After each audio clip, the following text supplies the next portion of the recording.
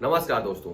3 दिसंबर को मध्य प्रदेश, राजस्थान, छत्तीसगढ़ और तेलंगाना के विधानसभा चुनाव के रिजल्ट आए हैं। लेकिन अगर बात करें उत्तर भारत की, तो उत्तर भारत में कांग्रेस क्या बीजेपी से पीछे रह गई या कांग्रेस की कुछ रणनीतियों में कोई कमी आ गई थी? खास करके अगर बात करें हम मध्य प्रदेश की, तो मध्य प्रदेश में 2-3 महीने से ये काफी उम्मीद की जा रही थी कि इस बार यहाँ पर कांग्रेस की सरकार बनेगी। तो क्या कांग्रेस को यहाँ पर अखिलेश वखिलेश कहना भारी पड़ गया है या कांग्रेस कुछ अपनी और जो नीतियां थी उनको सुधारने की जरूरत थी?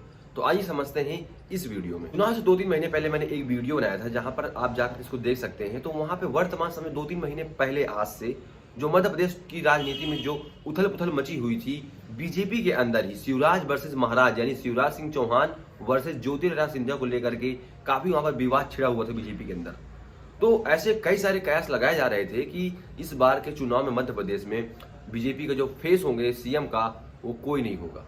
इसी वजह से बीजेपी ने शिवराज सिंह चौहान को पीछे कर लिया और बहुत सारे ऐसे आपने आर्टिकल पढ़े होंगे जिसमें लिखा होगा कि शिवराज सिंह चौहान अब यहाँ पर बीजेपी कोई फेस नहीं है। और उसी टाइम पे यहाँ पे बीजेपी ने मोदी जी को लॉन्च किया। अब मोदी जी ने पूरी कमान संभाली मध्य प्रदेश चुनाव की और शिवराज सिंह चौहान को पीछे धकेल दिया, क्योंकि बहुत सारे ऐसे टॉपिक थे जिसमें शिवराज सिंह चौहान की जो छवि थी वो जनता के बीच में फीकी नजर आ रही थी। लेकिन क्या ये छवि जानबूझकर फीकी की जा रही थी या इससे कुछ और मायने निकाले जा सकते हैं? ये अपना पॉलिटिकल पार्टी है, उनका अपना रिव्यू अलग होगा। और इससे पहले मध्य प्रदेश में बहुत सारी ऐसी घटनाएं घटी हैं जिसने मध्य प्रदेश सरकार को शर्मसार किया है, जिसमें कि एक आदिवासी व्यक्ति के ऊपर एक बीजेपी के नेता द्वारा पेशाब करना और उस वीडियो को वायरल होना। तो इस प्रकार की और पेपर लीक जैसी समस्याएं, बेरोजगारी से संबंधित समस्याएं, ऐसे बहुत सारी समस्याएं मध्य प्रदेश में रही हैं जो कि शिवराज सिंह चौहान की सरकार के लिए फायदेमंद नहीं थी। लेकिन फिर भी बीजेपी मध्य प्रदेश में चुनाव को आसानी से जीत जाती है। लेकिन ये चुनाव मध्य प्रदेश का विधानसभा का बीजेपी ने शिवराज सिंह चौहान के फेस में नहीं लड़ा था। ये चुनाव लड़ा गया था प्रधानमंत्री नरेंद्र मोदी के फेस में। लेकिन इस चुनाव में जीत मोदी की नहीं, इस चुनाव में जीत हुई है शिवराज सिंह चौहान की, क्योंकि उन्होंने एट ए टाइम में बीजेपी की पूरी कमान संभाली और अपनी जिम्मेदारी अपनी पार्टी की जिम्मेदारी अपने ऊपर ली और उन्होंने वो करके दिखाया जो शायद वहां पर करने में कमलनाथ फेल रहे हैं। लेकिन हम बात करें यहाँ पर कांग्रेस आखिर फेल क्यों हो गई, ये जो जीत का मार्जिन है ये इतना अधिक कैसे हो गया? तो इसके बारे में अगर हम बात करें देखिए तो सिंपल सी बात है कि कांग्रेस ने कमलनाथ को यहाँ पर सर्वोपरि बना दिया था। ना ही राहुल गांधी ने कोई इसकी जिम्मेदारी ली, ना ही मल्लिकार्जुन खड़गे ने ली और ना ही यहाँ पर कांग्रेस के किसी और नेता ने जिम्मेदारी ली है। यहाँ पे सर्वोपरि कमलनाथ को बना दिया गया था। और वो हो भी क्यों नहीं, क्योंकि कमलनाथ कांग्रेस पार्टी से काफी दिनों से जुड़े हुए हैं और काफी उनसे गहरे संबंध भी हैं। लेकिन बीजेपी ने ये काम नहीं किया, उन्होंने सेंट्रलाइज्ड होकर के इस चुनाव को लड़ा। और फिर जो जनता होती है वो सेंट्रल की चीजों पर ज्यादा विश्वास करती है, ना कि राज्य में। वो जनता लोकल इश्यूज भूल जाती है, वो सिर्फ केंद्र के इश्यूज में ध्यान देके फिर वो वोट करने चली जाती है। अगर हम बात करें यहाँ पे देखिए कमलनाथ की, तो कमलनाथ को कांग्रेस पार्टी ने यहाँ पर पूरा जिम्मेदारी दे दिया और जो टिकट बांटने की जिम्मेदारी थी वो भी कमलनाथ की थी। यहाँ पर ओबीसी वर्ग को लेकर के राहुल गांधी केंद्र की राजनीति में बहुत मुद्दे उठाते हैं, लेकिन कमलनाथ ने वहां पर ओबीसी को कोई खास तवज्जो नहीं दिया है, तो जिसका प्रभाव भी कांग्रेस पार्टी को देखने को मिला है। लेकिन एक इश्यू यहाँ पर और निकल के आता है कि चुनाव से ठीक कुछ दिन पहले कमलनाथ के द्वारा यहाँ पर समाजवादी पार्टी के अध्यक्ष अखिलेश यादव को अखिलेश वखिलेश कहना क्या भारी पड़ गया है। इसके बारे में भी हम थोड़ा डिटेल में बात करते हैं। कमलनाथ का इस तरह अखिलेश वखिलेश बोलना ये एक नॉर्मली राइमिंग अपनी लैंग्वेज होती है। जैसे कि हम कोई चीज बोलते हैं कि नहीं 8-60 या कुछ हम बोलते हैं नहीं टिकट विकेट, ऐसे कमलनाथ ने वोटिंग वाले काउंटिंग वाले दिन भी बोला था कि नहीं भाई टिकट विकेट से कोई मतलब नहीं है। तो ये अपनी एक लैंग्वेज होती है, राइमिंग वर्ड। लेकिन क्या ये राइमिंग वर्ड एक सामाजिक स्तर में, एक राजनीतिक स्तर में इसके क्या अलग अलग मायने निकल सकते हैं? जी बिल्कुल निकल सकते हैं।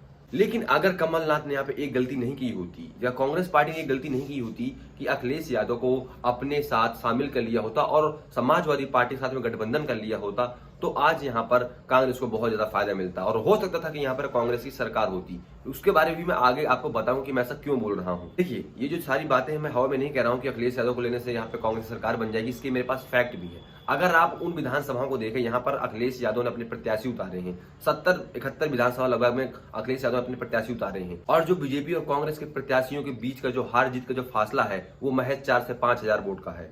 और ये 4 से 5 हजार वोट किसको मिले हैं? अखिलेश यादव को। तो ये वोट जो अखिलेश यादव की पार्टी ने काटा है, ये वोट बीजेपी का नहीं काटा, ये वोट उन्होंने काटा है कांग्रेस का। अखिलेश यादव ने महज सिर्फ 4 सीटें मांगी थी। अगर वो 4 सीटें यहाँ पर कांग्रेस दे देती तो आज कांग्रेस को यहाँ पर पूरे मध्य प्रदेश में हो सकता था फायदा मिलता इसका। कि इंडिया गठबंधन तो कांग्रेस ने और बाकी अदर क्षेत्रीय पार्टियों ने मिलकर के बना लिया है, लेकिन अगर यही गठबंधन मध्य प्रदेश में विधानसभा चुनाव में भी होता तो ये आज चुनाव कांग्रेस पूर्ण बहुमत से नहीं प्रचंड बहुमत के साथ चुनाव जीत पाती। क्योंकि यहाँ पे आपने देखा मध्य प्रदेश में 203% वोट बीएसपी को मिला है। समाजवादी पार्टी को लगभग हर सीट में उनके 1000, 2000, 5000 वोट मिले हुए हैं और ये जो वोट मिले हुए हैं समाजवादी पार्टी को, ये वोट कांग्रेस का ही वोट है।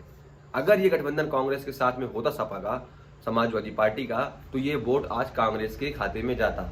छत्तीसगढ़ की बात करें तो छत्तीसगढ़ में बीएसपी के विधायकों ने कांग्रेस का समर्थन ऑलरेडी किया हुआ है पहले, और यही स्थिति राजस्थान की थी। राजस्थान में भी बीएसपी का वोट काफी साइलेंट था और काफी कोर वोट था वहां पर जो बीएसपी को मिला हुआ है। हर विधानसभा में बीएसपी को 10 से 12,000, 15,000 वोट यहाँ पर मिले हुए हैं। तो अगर देखिए यहाँ पे मैं कुछ बातें आपको बताऊं, कुछ फैक्ट अगर आपको मैं बताऊं जो इलेक्शन कमीशन के द्वारा है, कि जो 4 राज्य में चुनाव हुए हैं, मध्य प्रदेश, तेलंगाना, छत्तीसगढ़, राजस्थान, तो अगर कहें हम यहाँ पे कि कांग्रेस यहाँ पर चुनाव हार गई है और बीजेपी चुनाव जीत गई है, तो ये बहुत बड़ी बात नहीं है। क्योंकि अगर आप वोट वाइज यहाँ पर देखें तो कांग्रेस को ज्यादा वोटें मिली है। जहां 4,81,00,000 वोट बीजेपी को मिले हैं इन 4 राज्यों में मिलाकर के, वहीं 4,90,00,000 वोट कांग्रेस को मिले हुए हैं। तो कांग्रेस का जो जनाधार है वो कम नहीं हुआ है बल्कि बढ़ा है। और जो बीजेपी का जो वोट है, जो पार्टी यहाँ पर 3 राज्यों में सरकार बना रही है, छत्तीसगढ़, राजस्थान, मध्य प्रदेश में, उस पार्टी का कांग्रेस से कम वोट है। हाँ, माना कि इसमें तेलंगाना भी ऐड है, लेकिन क्या लोकसभा का चुनाव तेलंगाना में नहीं होगा? तो इसके बहुत सारे अपने अपने जो राजनीतिक विशेषज्ञ हैं कि कयास लगा रहे हैं कि अब तो 23 में जीत लिया, हैट्रिक हो गई, और इसके बाद में 24 में भी हैट्रिक होगी मोदी की। यहाँ तक कि मोदी जी ने ये बोल दिया। लेकिन इतना जल्दी ये कयास लगा जाना ठीक नहीं है, क्योंकि ये राजनीति है और जो जनता है वो अपना क्षेत्रीय चुनाव, राजनीति और विधानसभा चुनाव, राज्य का चुनाव और जो लोकसभा का चुनाव है वो अपने अनुसार चुनती है। इससे पहले अगर बात करें 2018 की लोकसभा चुनाव के जस्ट 1 साल पहले, तो मध्य प्रदेश, छत्तीसगढ़ और राजस्थान में कांग्रेस सरकारें आई थी। हाँ, वो बाद में मध्य प्रदेश में सरकार उलटफेर कर दी गई थी, लेकिन कांग्रेस सरकार जो आई थी जनवरी, तो फिर भी 19 में वो, तो अगर कहें हम कि वो भाई सेमीफाइनल था, तो फाइनल 2019 में हुआ, तो उसमें बीजेपी क्यों जीत गई? तो इसी तरह से ये कहना ठीक नहीं होगा कि बीजेपी ने अगर मध्य प्रदेश जीत लिया, राजस्थान जीत लिया, छत्तीसगढ़ जीत लिया, तो बीजेपी सेमीफाइनल जीत गई, हैट्रिक मार दी, तो हैट्रिक वहां भी मार देंगे मोदी जी। इतना जल्दी इस चीज का अनुमान नहीं लगाया जा सकता है। तो वोट शेयर में कांग्रेस की कमी नहीं आई है। कांग्रेस का वोट शेयर बल्कि धीरे धीरे बढ़ता जा रहा है। अगर आप देखें राजस्थान में तो जो वोट परसेंटेज है, तो वो बीजेपी से महज 2-3-4% का ही अंतर है। ऐसे ही 6-7% का अंतर मध्य प्रदेश में है, ऐसे ही कुछ परसेंट का अंतर छत्तीसगढ़ में है। तो वोट शेयर में कांग्रेस की कमी नहीं आई है। तो यहाँ पर कांग्रेस के लिए एक अच्छी खबर है कि कांग्रेस को यहाँ पे जनाधार मिल रहा है, और पर कांग्रेस एक बड़ी पार्टी उभर रही है। जो कांग्रेस की पहचान थी, वो कांग्रेस अपनी पहचान कायम रखी है। तो अब कांग्रेस उम्मीद करेगी कि वो 2024 के लोकसभा चुनाव में बेहतर प्रदर्शन कर पाएगी, क्योंकि कांग्रेस का जो मेन आधार है, जो मेन राज्य है, जैसे महाराष्ट्र हो गया, तमिलनाडु हो गया, पश्चिम बंगाल हो गया, आंध्रा, तेलंगाना, कर्नाटक, इन राज्यों में कांग्रेस की जो पकड़ है उसको और मजबूत करना चाहती है। उत्तर भारत में राजस्थान, मध्य प्रदेश से कांग्रेस कुछ लेने देना नहीं है खास। उसके लिए अगर लोकसभा का चुनाव इंपॉर्टेंट है, तो इधर के राज्यों में क्लीन स्वीप करना होगा बीजेपी को। तो उसी की तैयारी में कांग्रेस पार्टी यहाँ पर लगी हुई है। तो उम्मीद करता हूं दोस्तों कि आपको ये वीडियो समझ में आया होगा, और अगर आपकी कोई भी सुझाव है इस बारे में, तो आप अपना नीचे कमेंट बॉक्स में कमेंट करके दे सकते हैं। बहुत बहुत धन्यवाद।